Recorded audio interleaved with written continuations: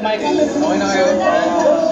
Ngayong audio ay magpapile tayo ng libel at cyber libel cases laban kay Harry Roque bilang reporters ng SMNI at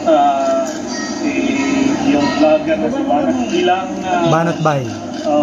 pro Duterte vloggers at trolls, no? At ito ang ating pushback dun sa kanilang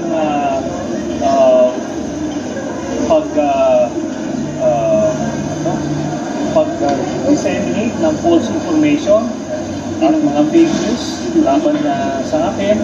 At kaya ngayon nakita natin itong panahon na to ay makakakuha na tayo ng justisya.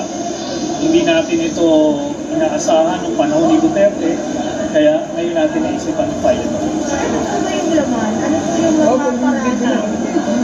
Ang paratang, yung karamihan, ay dahil binenta ko na yung Scarborough. No? Ulit-ulit ko sinasabi, kahit na ilang paliwanag na ang ginawa ko, kaya ngayon, kakasuha ko na sila.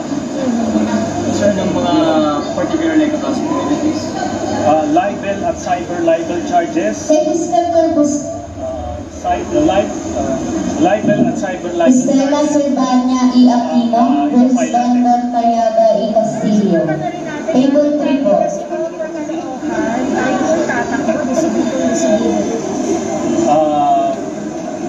Hindi pa napapanoon yung pag-announce dyan. Sasabihin natin yun. Again po, Estela Silvania E. Aquino versus